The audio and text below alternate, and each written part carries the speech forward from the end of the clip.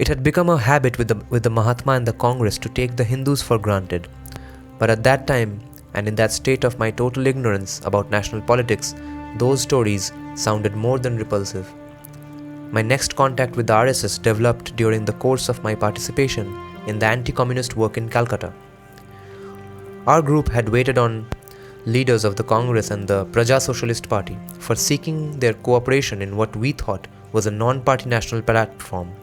Some of these leaders were impatient with our point of view and advised us to fight Hindu communalism instead.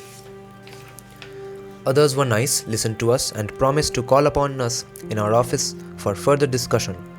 But none of them kept the promise. One day, a friend chided me for going to the wrong leaders and took me to an RSS camp in Howrah. It's a place in southwest Bengal. The leader I met there was more than sympathetic and promised to visit our office as soon as the camp was over. He kept his promise, although our office had shifted to new premises in the meanwhile. He had gone to the old office and found out our new address. It was around this time that an Englishman who wrote regularly in the Calcutta weekly Capital characterized the RSS as a fascist organization. I knew him personally and as friendly towards our work, but I wrote to the weekly a letter saying that those who call the RSS a fascist organization are fascists themselves. The letter was published. The Englishman telephoned to me the next day. He said that he really did not know anything about the RSS and that he had only followed the prevalent fashion. He was apologetic.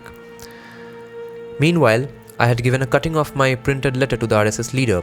He asked me for a few more copies in print, which also I supplied.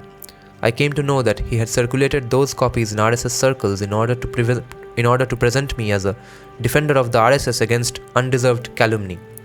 I did not know that it was an act of courage at that time to have a good opinion of the RSS.